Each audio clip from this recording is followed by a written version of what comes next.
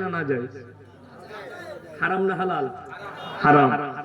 এই যে হারাম, এই হারামটা কি আমাদের মৌলবীদের ফতোয়া না? এটা আল্লাহর হুকুম।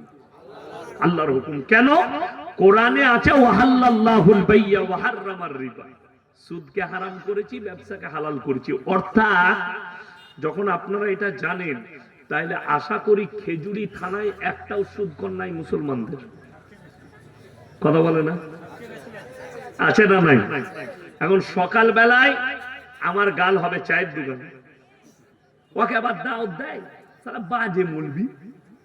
আচ্ছা, আমাকে গাল দিলে সুদ হালাল হয়ে যাবে তো নাকি?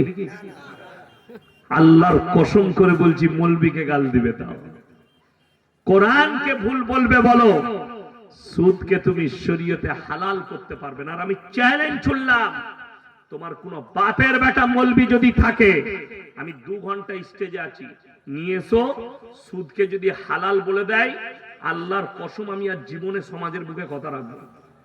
চ্যালেঞ্জ দিলাম, নিয়ে এসো। কোন বাপের বেটা মৌলবি বলবে, তার এই শ্বাস নালীটা ধরে উপড়ে দেবো। এইখানে আমি বর্ধমান থেকে এসে এত বড় কথা বললাম, সেই মৌলবীর শ্বাস নালীটা উপড়ে দেবো হালাল করতে গেলে। যেহেতু আমার আল্লাহ ডাইরেক্ট কোরআনে হারাম বলেছে, এর উপর আর কোন মৌলবীর ফতোয়া চলবে? কোন পীরের ফতোয়া চলবে? কোন মুহাদ্দিসের ফতোয়া চলবে? চলবে না, কেউ বলবেও না।